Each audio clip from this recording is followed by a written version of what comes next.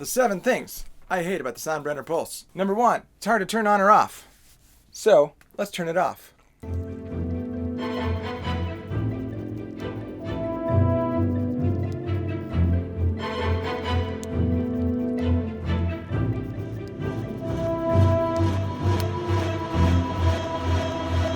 Let's just leave it on for now. 2, it's hard to feel the pulses. So, it's pretty strong, but it's not so strong that it's like obvious every time there's a pulse. So once you get it going, I can feel it pretty well.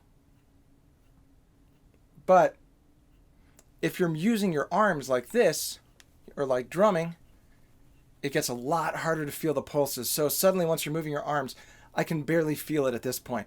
So they are coming out with the SoundBrenner Pulse 2 next year, hopefully, and they're going to be addressing a lot of these issues. We can only pray and hope. So, number 3, it doesn't turn off automatically. So if you just leave it like this, it'll just bleep itself. It'll just die here. Oh, if you leave it connected to your phone, it won't turn off. It'll just keep pulsing. I think it's 3. Come on. There she goes. So it doesn't turn off automatically. You got to manually turn it off, which, as you can see from number 1, it's kind of a problem.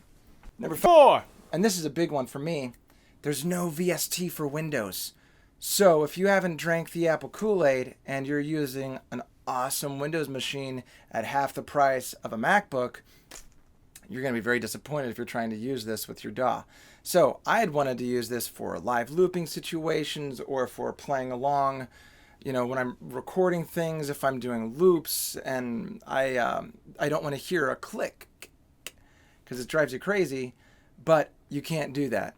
It's basically impossible. So they do have a workaround, which brings me to number 5, the workaround. If you want to set up Ableton Link, I just tried and it wasn't working. I could not get it to work. But the app should be able to connect to Ableton, and then you can connect your phone to the SoundBrenner. However, that doesn't always work. Number 6, and when it does work, you get latency. So I spent a whole day recording cello, and at the end of the day, I had to scoot everything back by 500 or 600 milliseconds because there was so much latency. By the time the computer sent a signal to the app, which sent a signal to the SoundBrenner.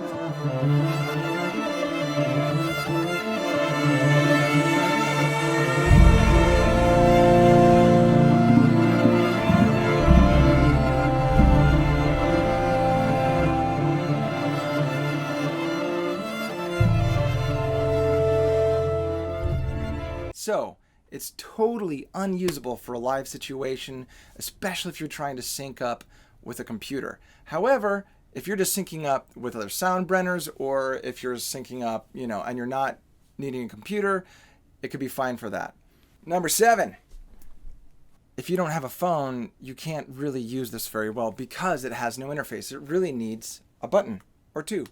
What's so bad about buttons? You can push them. This, you got to smack it. It doesn't always work. It doesn't always turn on. It doesn't always turn off. It doesn't always start when you want it to. Stop when you want it to. And you look kind of stupid smacking your arm all the time. Okay. Once it's working, it's pretty good.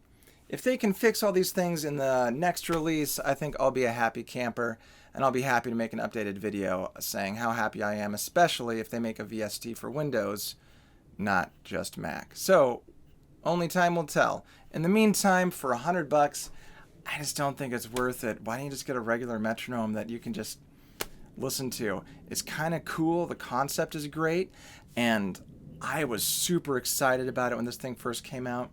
So we'll just have to wait until the next one comes out, and hopefully they're going to address all these issues. So, if this is for you, SoundBrenner, please address these issues, and I will be your biggest fan, I promise. All right, I got to get back. I got music to make. Here we go. I got an album coming out soon. The next year. I keep putting it off, but I've got all the stuff here. It's going to be awesome. I promise.